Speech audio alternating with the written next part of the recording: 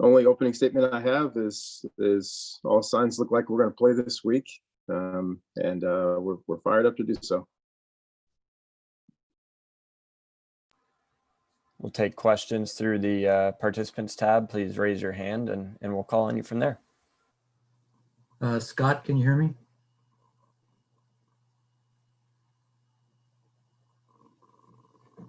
We'll start with question from Rusty Simmons. Rusty, go ahead. Coach, I know it's still early in the week, but such an odd season. Just wondering if it feels like big game week to you guys.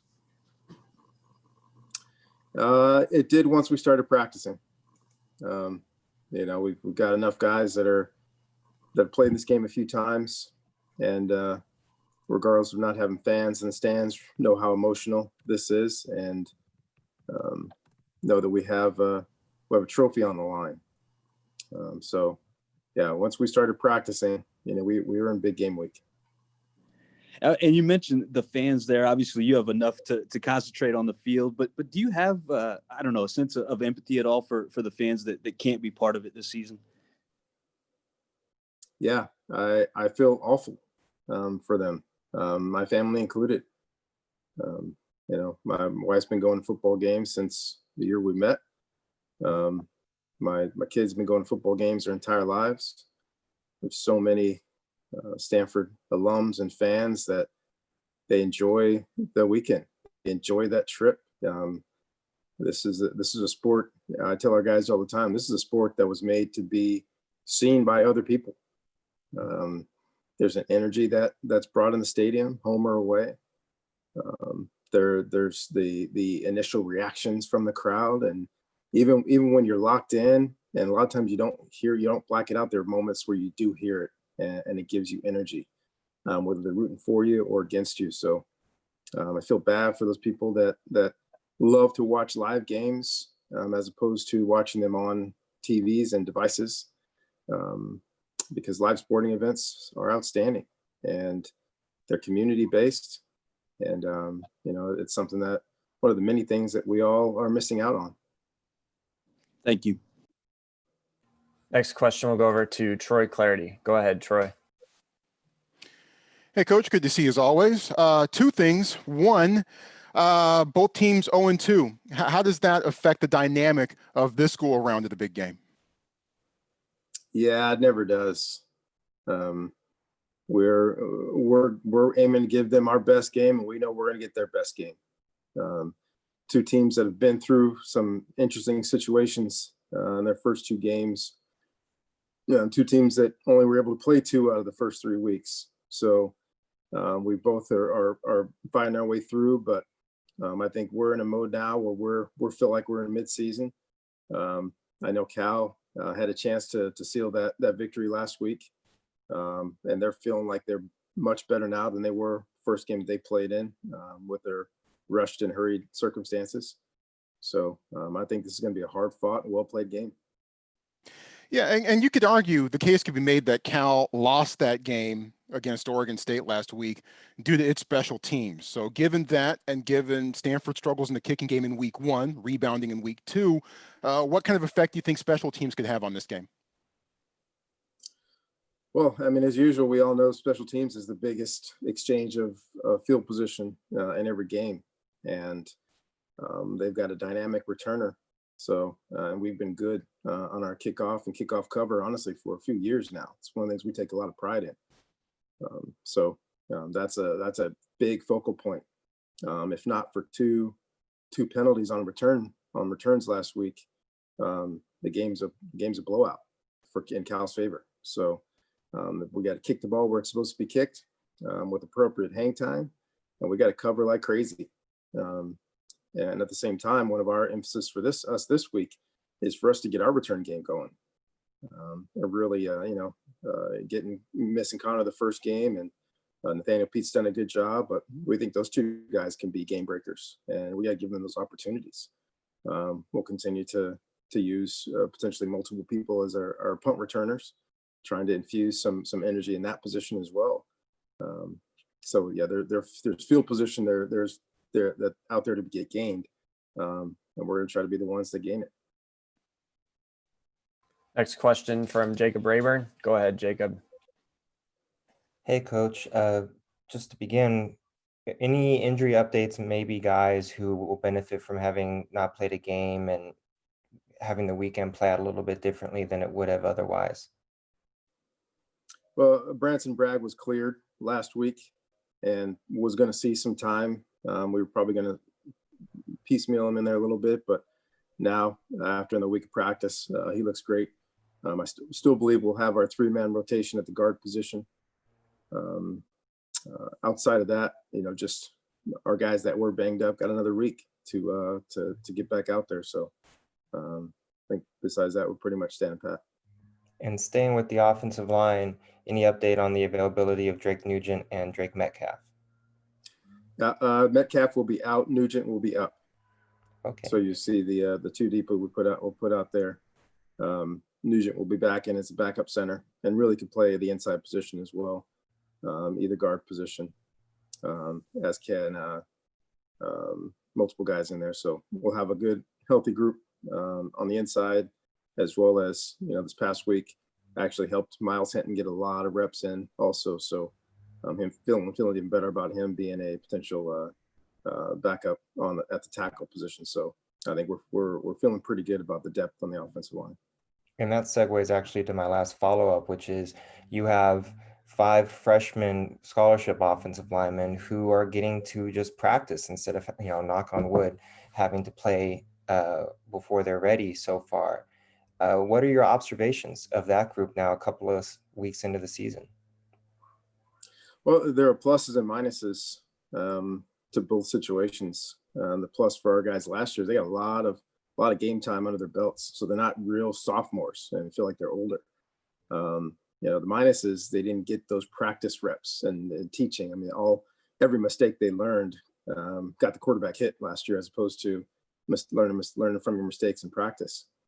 For our guys now, not getting the game reps, though we sprinkle in miles here and there, but the practice reps are great, and hopefully we'll continue to see these guys progress. The strange part is, you should progress. And my dad used to always talk about college football as a junior and senior sport, and especially for the offensive line. I mean, it should have 2 good off seasons, 2 good seasons as being a backup, and you're ready to go out there as a junior and show people what you got.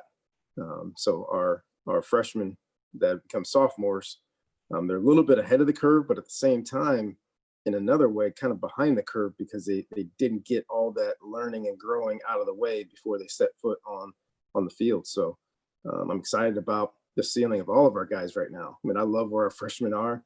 They came in, they got a lot of Zoom meeting time, as you can imagine, and a lot of practice time now, because we're able to split, have a lot of practice time. So these guys are on a normal trajectory, and I'm excited about where they're going to be in the next 2 to 3 years. Thank you, Coach. Next question is from Daniel Martinez-Crams. Daniel, go ahead. Hey, Coach. Yeah, I think after the game last year, you said that the loss to Cal is going to be one you're going to have to sit with for a year. It's been that year. You've been sitting on it. What's it felt like? To answer you not in coach speak and answer you honestly, awful. Absolutely awful. We had every opportunity to win the game. We didn't hand it away. Cal took it from us. Got outstanding play by Garbers. Just played a great game. The linebacker, his name escapes me right now, but defensive player of the year, had one of the better performances we've ever faced. Guy was everywhere. Still have no idea why he went so late in the draft, because I think he's an outstanding football player. Those 2 guys were the difference. They made big plays. We had Colby Parkinson down the middle for potentially a game-sealing touchdown, and he made that play. And we had Garbers bottled up probably 3 times, and he escaped and made big plays with his legs, and then made about 3 or 4 big-time throws. So you hate to lose to your rival. You hate to lose to your rival at home. You hate to see them carrying the axe on your field. Bottom line is it has not been good, and hopefully we get to return the favor. Next question is from Sam Pasco. Sam, go ahead. Hey, Coach, with this team being very young, what has team bonding looked like? You got Thanksgiving coming up. Do you have any big team dinners planned? Have you been doing that a lot this season? No, we haven't. You know, for virus issues and contact tracing issues, we've tried to keep guys as distant as possible. A lot of them have roommates, so they'll sit and eat with their roommates. And we do have a team meal. A high percentage of the time, it's grab and go. Probably what we'll do tomorrow is once we get to the hotel, we'll have a meal, but it'll be a socially distant meal, and not everybody's going to be in the room at the same time. So we'll kind of have to shuttle guys in and out because this is just where we are right now. But we'll continue to impress upon them that this is just a great time to appreciate those things in your life right now. Appreciate the struggles in the past that would have gotten you where you are. Appreciate your family and this team, and realize that we're strong enough individually and collectively to get through this the difficulties of this pandemic, and hopefully get on the backside of it, and a year from now be able to, you know, sit in close proximity and in tables with family and friends and truly enjoy Thanksgiving. So hopefully, once again, this is a temporary situation that we can still find those things that we are thankful for. Thank you. Next up is RJ Abadia. Go ahead, RJ. Coach, I'm just curious, how did you ultimately decide to spend Saturday in terms of the team and what you chose to do with that day, given it wasn't what you wanted it to be? Yeah, you know, I'm not a lamenter, right? When things come up, I just handle them. And so how that was a very difficult situation, not being able to play, and multiple scenarios went through, but we were going to have a short week with Cal. So we decided not to make it a short week. So we still brought the team out to practice on Friday, gave them Saturday off for the staff to prepare, and then treated our Sunday like a Monday. So we're able to pick up another day. So it didn't end up being a short week for us, so we could have a normal week. And then you've had, I think, 8 matchups with Justin Wilcox as either defensive coordinator or head coach. What stands out about his defense, and has it changed or evolved over the last almost 5 years or decade that you've played against him? Yeah, I would say probably something he would say similar to us, which is we've all evolved to a certain degree and kept our core principles. We've all added some things and subtracted some things over the years. But what you see with the Justin Wilcox team is you see discipline. You see discipline, you see toughness, you see effort. They recruit guys that are long and physical and athletic. And you just, even on the outside chances periodically when they don't play well, you don't see a whole bunch of guys running wide open, right? Someone might get beat, something might happen, but you'll see the guys in their positions. You'll see them playing physical. You're not going to shove these guys around.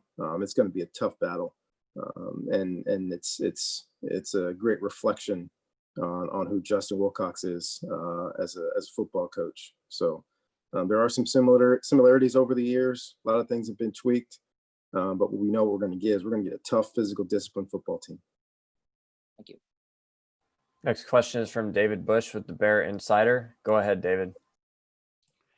Okay, first of all, it was Evan Weaver was the name you were trying to think of.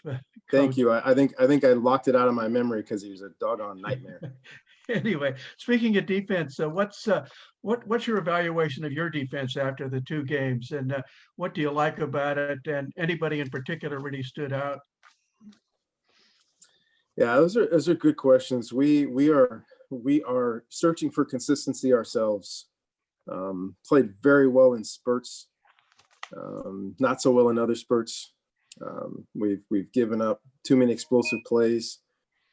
Some of those, the first explosive play we gave up against Oregon was great coverage and a one-handed catch. Like those are things that you're just going to give up. Guy's going to make a great play. You pat him on the back, say, let's line up again.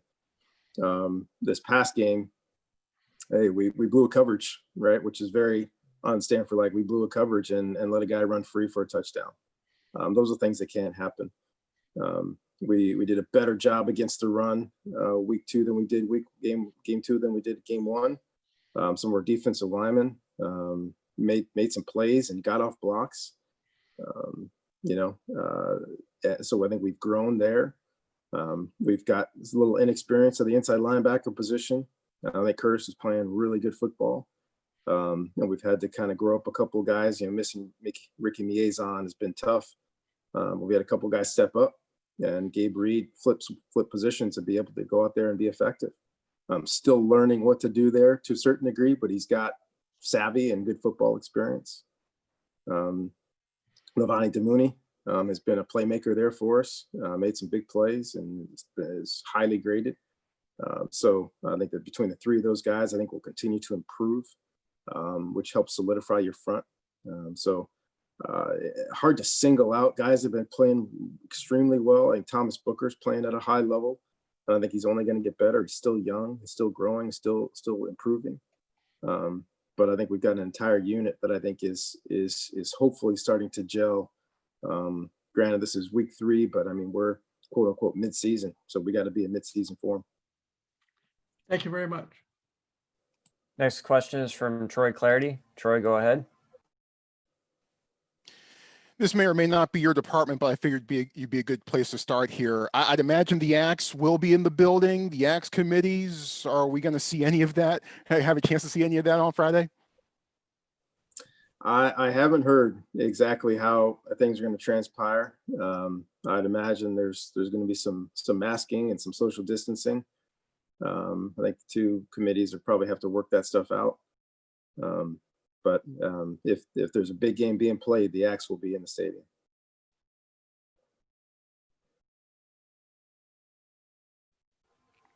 Any more questions for Coach Shaw? All right. Thanks, Coach. Appreciate the time, and we'll send audio and video shortly to everyone on the call. Thanks, everyone.